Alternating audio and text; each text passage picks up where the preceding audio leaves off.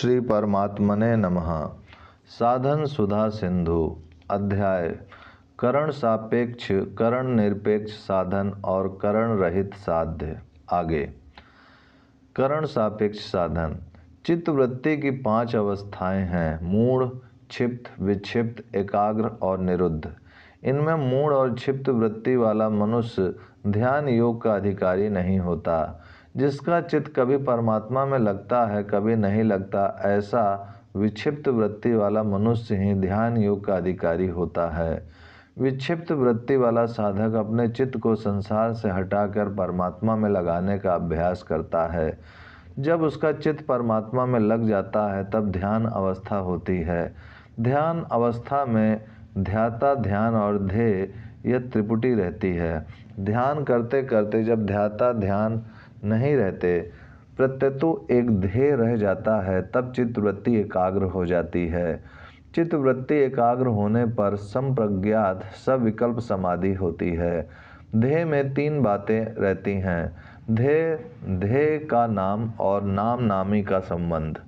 संप्रज्ञात समाधि का धीर काल तक अभ्यास करने पर जब नाम की स्मृति न रहकर केवल नामी ध्येय रह जाता है, तब चित्तवृत्ति निरुद्ध हो जाती है। चित्तवृत्ति निरुद्ध होने पर असंप्रज्ञात निर्विकल्प समाधि होती है।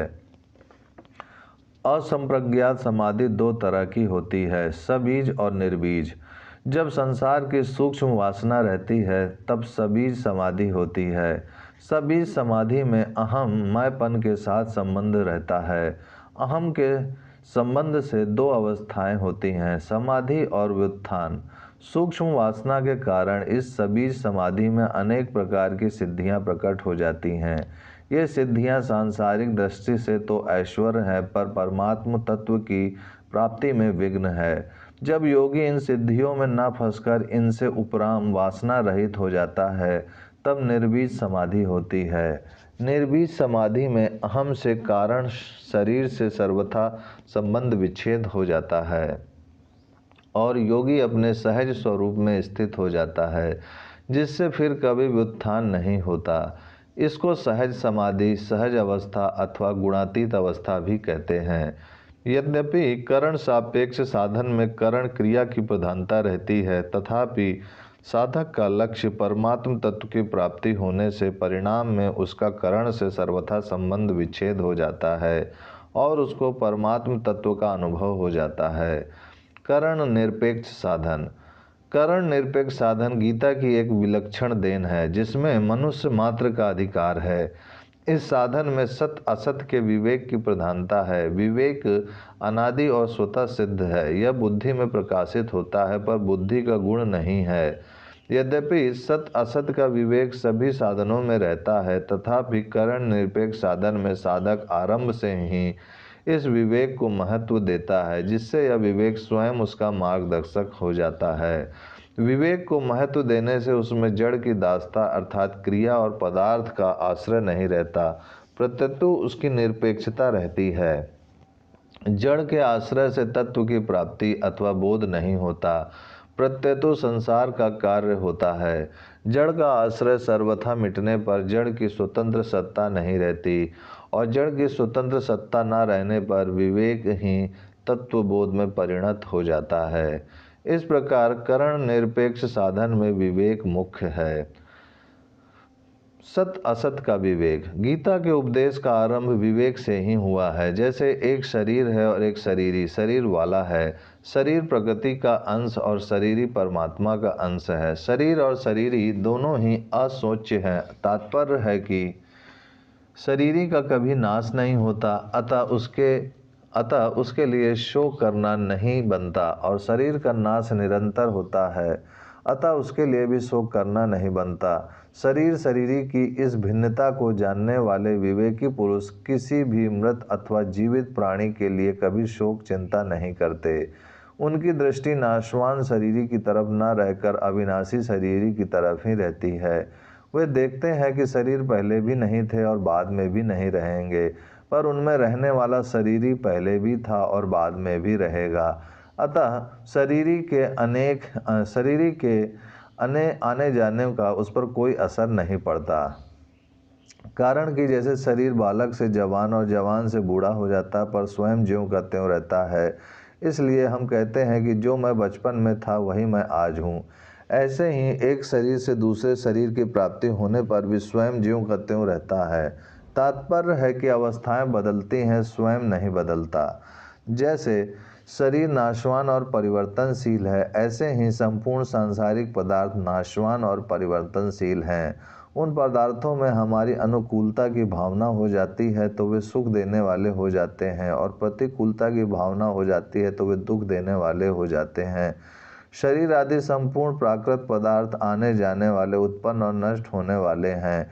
वे एक क्षण भी स्थिर नहीं रहते। जिस मनुष्य पर इन प्राकृत पदार्थों के आने जाने का किंचित मात्र भी असर नहीं पड़ता, वह परमात्म तत्व को प्राप्त हो जाता है। नाशवान शरीर आदि पदार्थ असत्य हैं और अविनाशी शरीर ही सत्य है। असत की तो सत्ता नहीं है और सत्य का अभाव नहीं है। असत की जो सत्ता प्रतीत होती है वह भी वास्तव में सत्य की सत्ता से ही है। अतः सत्य और असत दोनों के तत्व को जानने वाले महापुरुष एक सत्य तत्व का ही अनुभव करते हैं, अर्थात उनकी दृष्टि में एक सत्य तत्व के सिवा और किसी की भी स्वतंत्र सत्ता नहीं रहती।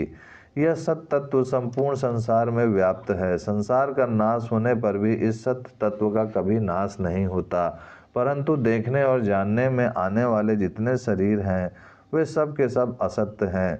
उनका प्रतिक्षण ही नाश हो रहा है।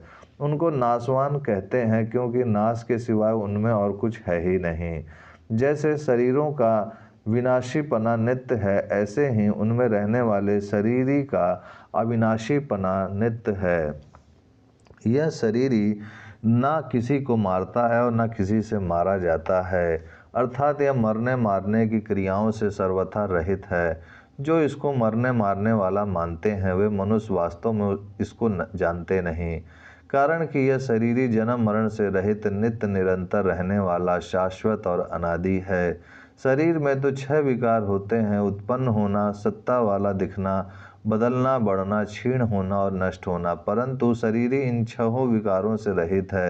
अतः शरीरी के मारे जाने पर भी यह मारा नहीं जाता। जो मनुष्य शरीरी को इस प्रकार 6 विकारों से रहित जान लेता है वह कैसे किसको मारे और कैसे किसको मरवावे। तात्पर्य है कि शरीरी किसी भी क्रिया का ना तो कर्ता करने वाला है और ना कार्यता करवाने वाला है। मरना और जीना शरीरों का होता है, शरीरी का नहीं। जैसे पुराने कपड़े उतारने से मनुष्य मर नहीं जाता और दूसरे नए कपड़े पहनने से मनुष्य का जन्म नहीं हो जाता, ऐसे ही पुराने शरीरों को छोड़ने पर शरीर मर नहीं जाता और नए शरीरों में जाने पर शरीरी का जन्म नहीं हो जाता। शरीरों के बदलने पर भी शरीरी ज्यों का त्यों ही रहता है। इस शरीरी को शस्त्र काट नहीं सकते, अग्नि जला नहीं सकती, जल गीला नहीं कर सकता और वायु सुखा नहीं सकती। कारण कि यह शरीरी अच्छेद, अदा, अकलेद और अशोष्य है। तात्पर्य है कि काटना, जलाना आदि क्रियाएं संसार में ही चलती हैं। शरीर पर इन क्रियाओं का किंचित मात्र भी असर नहीं पड़ता। यह शरीरी सब काल में है और सब वस्तुओं में है। इसमें आने जाने की और हिलने की क्रिया नहीं है। देश काल, क्रिया, वस्तु, व्यक्ति, परिस्थिति, घटना आदि तो नहीं रहते पर शरीरी रहता है। यह शरीरी स्थूल, सूक्ष्म और कारण तीनों शरीरों से अतीत है। ये शरीर तो नहीं रहते पर शरीरी रहता है। ओम शांति शांति शांति।